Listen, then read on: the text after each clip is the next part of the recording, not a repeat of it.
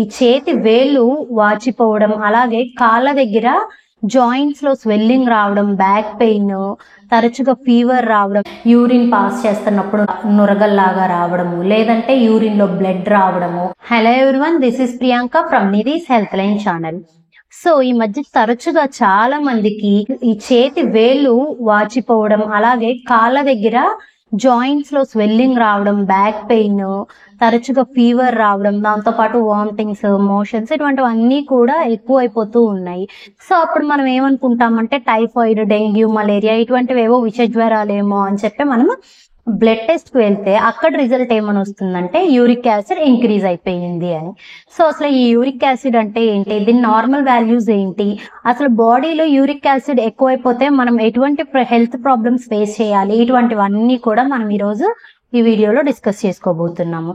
So ఈ uric acid యొక్క normal values ఏంటంటే 6 mg/dl అనేది మనకి నార్మల్ వాల్యూ అండి. ఎప్పుడైతే మనకి 6.8 అబోవ్ యూరిక్ యాసిడ్ అనేది కనుక మన బ్లడ్ లో ఉంటే అప్పుడు మనకి ఏం జరుగుతుందంటే యూరిక్ యాసిడ్ ఇంక్రీజ్ అయిపోయింది అని అర్థం. సో ఈ యూరిక్ యాసిడ్ అనేది ఎలా ఎక్కువ అవుతుంది అని మనం చూసుకున్నట్టయితే, ఎప్పుడైతే మనం ప్రోటీన్ బేస్డ్ ఫుడ్ ఎక్కువగా తీసుకుంటామో, especially non veg food items ఎక్కువ తీసుకుంటామో, మనకి ఈ నాన్ వెజ్ ఐటమ్స్ లో ప్రోటీన్ అనేది ఎక్కువగా దొరుకుతుందండి. ఈ ప్రోటీన్ లో మనకి ప్యూరిన్స్ అనేవి ఉంటాయి. ఈ ప్యూరిన్స్ ఏనండి మెయిన్ రీజన్. ప్యూరిన్స్ ఎప్పుడైతే మన బాడీలో ఎక్కువ అయిపోతాయో అప్పుడు మనకి ఏమవుతుందంటే ఈ యూరిక్ యాసిడ్ అనేది ఇంక్రీజ్ అయిపోతుంది. అసలు ప్యూరిన్స్ వల్ల యూరిక్ యాసిడ్ ఎలా ఇంక్రీజ్ అవుతుంది అని మనం చూసుకున్నట్టయితే, ఈ ప్యూరిన్స్ ఎప్పుడైతే మన లివర్ దగ్గరికి వెళ్తాయో మన లివర్ ఈ ప్యూరిన్స్ ని యూరిక్ యాసిడ్ కింద కన్వర్ట్ చేస్తాయి. సో మనకి మెయిన్ ప్రొడక్షన్ ఎక్కడ జరుగుతుందంటే లివర్ లో జరుగుతుంది యూరిక్ యాసిడ్ అనేది. డైట్ లో మనకి ప్యూరిన్స్ అవి ఎప్పుడైతే ఎక్కువ ఉంటాయో అవి మన లివర్ దాన్ని యూరిక్ యాసిడ్ కింద కన్వర్ట్ చేస్తుంది. సో అప్పుడు మనకి యూరిక్ యాసిడ్ అనేది ఇంక్రీజ్ అయిపోతుంది అనమాట.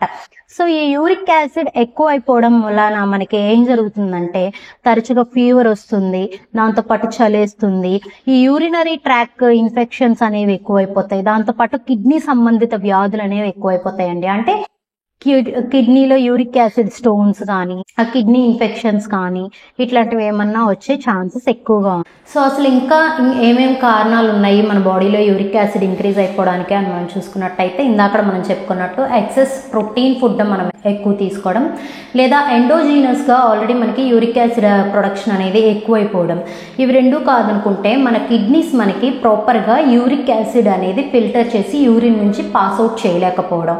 ఈ మూడు మెయిన్ రీజన్స్ అండి. ఇవి కాకుండా ఇంకేం రీజన్స్ ఉన్నాయంటే ఫ్యామిలీ బ్యాక్గ్రౌండ్ వల్ల కూడా మనకి యూరిక్ యాసిడ్ అనేది ఇంక్రీజ్ అయిపోవచ్చు, లేదంటే ఆల్కహాల్ ఆర్ స్మోకింగ్ హ్యాబిట్స్ ఉన్న మెన్స్లో కూడా మనకి యూరిక్ యాసిడ్ ప్రొడక్షన్ అనేది ఎక్కువగా జరుగుతుంది. దాంతోపాటు మనకి నెక్స్ట్ వచ్చేసి ఏవైనా మనకి మెడికల్ కండిషన్స్ ఉన్నప్పుడు, లైక్ అంటే క్యాన్సర్ కానీ, లేదంటే డయాబెటీస్ కానీ, బీపీ కానీ, థైరాయిడ్ కానీ, లేదా other kidney problems, heart issues ఇటువంటివి ఏమన్నా ఉన్నప్పుడు కూడా మనకి యూరిక్ యాసిడ్ ప్రొడక్షన్ అనేది ఎక్సెస్గా ఉంటుంది. నెక్స్ట్ వచ్చేసి మనం ఏమన్నా మెడికేషన్స్ అంటే టాబ్లెట్స్ ఏమన్నా, డ్రగ్స్ కానీ అటువంటివి ఏమన్నా మనం యూజ్ చేస్తున్నప్పుడు కూడా మనకి ఏమవుతుందంటే యూరిక్ యాసిడ్ ప్రొడక్షన్ అనేది ఎక్కువగా జరుగుతుంది. సో ఇవన్నీ కూడా మనకి బేసిక్ రీజన్స్ ఏనండి యూరిక్ యాసిడ్ ప్రొడక్షన్ ఎక్కువైపోవడం. నెక్స్ట్ వచ్చేసి మనకు అసలు సిమ్టమ్స్ ఏమేమి ఉంటాయి, ఈ యూరిక్ యాసిడ్ అనేది మన బాడీలో ఇంక్రీజ్ అయిపోతుంది అని బ్లడ్ టెస్ట్ లేకుండానే మనం ఎలా ఐడెంటిఫై చేసుకోవచ్చు అని మనం ఇప్పుడు తెలుసుకుందాం. సో ఫస్ట్ థింగ్ వచ్చేసి మనకి జాయింట్ పెయిన్స్ అండి. విపరీతమైన జాయింట్ పెయిన్స్ ఉంటాయి. అలాగే జాయింట్ స్టిఫ్నెస్ అంటే బిగుసుకుపోయినట్టు ఉంటుంది అనమాట. మనకి ఈ జాయింట్స్ అన్నీ కూడా మనం మూమెంట్ ఇవ్వలేకపోవడం, లేదా మనం ఏదైనా వర్క్ చేస్తున్నప్పుడు విపరీతమైన పెయిన్ కానీ, స్వెల్లింగ్ కానీ ఉండడం, ఇటువంటివన్నీ అబ్జర్వ్ చేస్తూ ఉంటాం మెయిన్గా.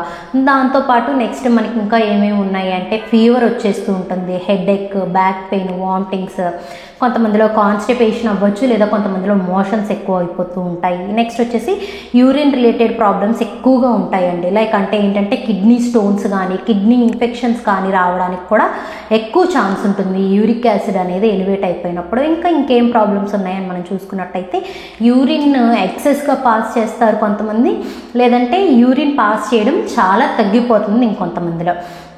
ఇంకేమవుతుందంటే యూరిన్లో మంట కానీ పెయిన్ కానీ, కొంతమందికి అయితే క్లౌడీ యూరిన్ అంటాం, అంటే యూరిన్ పాస్ చేస్తున్నప్పుడు నురగల్లాగా రావడము, లేదంటే యూరిన్లో బ్లడ్ రావడము, ఇటువంటివన్నీ కూడా మనకి యూరిక్ యాసిడ్ ఇంక్రీజ్ అయిపోయినప్పుడు ఈ సిమ్టమ్స్ అన్నీ కూడా మనకి కనిపిస్తాయి. దాంతోపాటు నెక్స్ట్ వచ్చేసి మన హ్యాండ్స్కి లెగ్స్కి ఏమవుతుందంటే బ్లాక్ కలర్ అయిపోవడం, బ్లడ్ థిన్గా అయిపోవడం, లేదా బ్లడ్ థిక్గా అయిపోవడము, ఇటువంటివన్నీ కూడా మనం అబ్జర్వ్ చేస్తూనే ఉంటాం. హెయిర్ ఫాల్ ఒకటి ఎక్కువగా అవుతుంది. ఇవన్నీ కూడా యూరిక్ యాసిడ్ ఇంక్రీజ్ అయిపోయినప్పుడు మనలో కనిపించే లక్షణాలండి.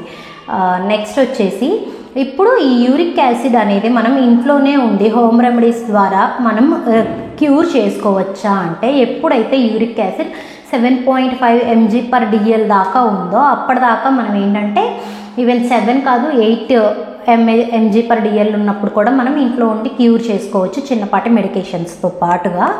సో అది మనం ఇప్పుడు ఏమేమి ఫుడ్స్ ఇంక్లూడ్ చేసుకుంటే ఈజీగా యూరిక్ యాసిడ్ సమస్య నుంచి రిలీఫ్ ఉంటుందో మనం ఇప్పుడు తెలుసుకుందాం. సో మెయిన్గా వెజిటేబుల్స్లో అయితే మీరు ఇంక్లూడ్ చేసుకోవాల్సిన వెజిటేబుల్స్ కీరా దోసకాయ అండి. కంపల్సరీగా యూరిక్ యాసిడ్ ఎలివేషన్స్ ఉన్నప్పుడు మనం కంపల్సరీగా ఈ కీరా అనేది మన డైట్లో ఇంక్లూడ్ చేసుకోవాలి. దాంతోపాటు టమాటోస్, క్యాప్సికమ్, చిల్లీస్, ఈ కొత్తిమీర, పుదీనా, ఇటువంటివన్నీ కూడా మనం వెజిటేబుల్స్లో యాడ్ చేసుకోవాలి. నెక్స్ట్ వచ్చేసి ఫ్రూట్స్ కింద మనం ఏం యాడ్ చేసుకోవాలి అని చూస్తే మనకి చక్కగా ఈ గోవా అని, అంటే జామకాయ, ఉసిరికాయ, పపాయ, పైనాపిల్, నెక్స్ట్ వచ్చేసి పొమోగ్రెనేట్ అంటే దానిమ్మ, ఇవన్నీ కూడా మనకి vitamin C and anti inflammatory properties వీటిలో మనకి ఎక్కువగా ఉన్నాయి.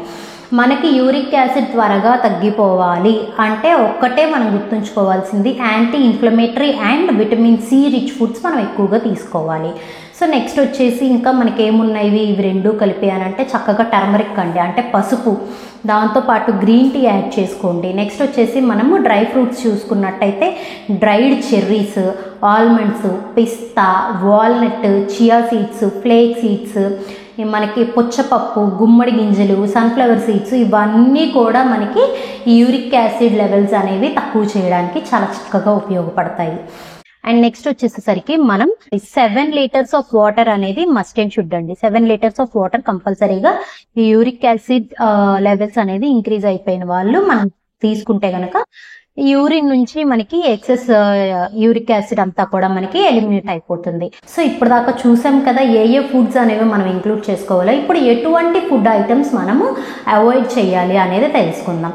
నాన్ వెజ్ ఐటమ్స్ అండి, మెయిన్గా మనం అవాయిడ్ చేసుకోవాల్సింది నాన్ వెజ్. మనకి యూరిక్ యాసిడ్ లెవెల్స్ మళ్ళీ నార్మల్ అయ్యేదాకా అలా మనం అవాయిడ్ చేసుకోవాల్సింది నాన్ వెజ్. సో మెయిన్గా కూరగాయల్లోకి వచ్చేసేసరికి మనము ఏం అవాయిడ్ చేయాలి అని అంటే బ్రింజాల్ ఒకటండి. బ్రింజాలు, గోంగూర, దాంతోపాటు ladies finger, cauliflower, cabbage, broccoli, ఇటువంటివన్నీ కూడా మనము అవాయిడ్ చేయాల్సిన అవసరం ఉంది. దాంతోపాటు sodas, spices, alcohol, and next వచ్చేసరికి ఈ cool drinks, bakery items, junk foods, ఇవన్నీ కూడా మనం అవాయిడ్ చేయాల్సి ఉంటుంది. సో నెక్స్ట్ వచ్చేసేసరికి మనం మెయిన్గా అవాయిడ్ చేసుకోవాల్సింది హోల్ గ్రెయిన్ మిల్క్ అండి, అంటే వెన్న ఎక్కువగా ఉన్న పాల పదార్థాలు కూడా కొంచెం అవాయిడ్ చేసుకోవాలి. And limited amounts of coffee and green tea కూడా మనకి చాలా బాగా యూజ్ అవుతాయి. సో ఈ యూరిక్ యాసిడ్ కి సంబంధించి ఆర్ రిలేటెడ్ ఏమన్నా మీకు డౌట్స్ ఉన్నా, మీరు ఏమన్నా నన్ను అడగాలనుకుంటున్నా కమెంట్ సెక్షన్ లో మీరు పింక్ చేయండి, నేను డెఫినెట్ గా మీకు రిప్లై ఇస్తాను. హోప్ ఈ వీడియో మీకు యూజ్ఫుల్ అని. నేను పెట్టే ఎఫెక్ట్స్ కనుక మీకు నచ్చినట్టయితే ప్లీజ్ దయచేసి ఛానల్ని సబ్స్క్రైబ్ చేయండి అండ్ అలాగే ఈ వీడియోని మరి కొంతమందికి షేర్ చేయండి అండ్ మన వీడియోని లైక్ చేయడం మాత్రం మర్చిపోకండి. Thank you so much.